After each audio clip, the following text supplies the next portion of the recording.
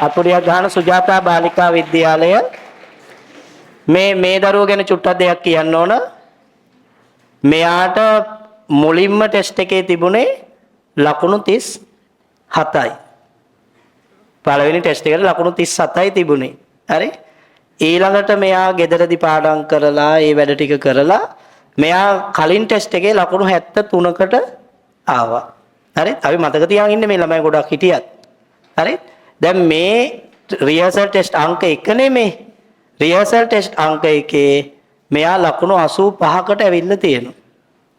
නේද? අපි සුබපතනවා ලකුණු 95ක් විතර ඊළඟ එකේ ගන්න ලැබෙන්න කියලා. අත්පොඩියක් ගන්න. ලකුණු 85යි.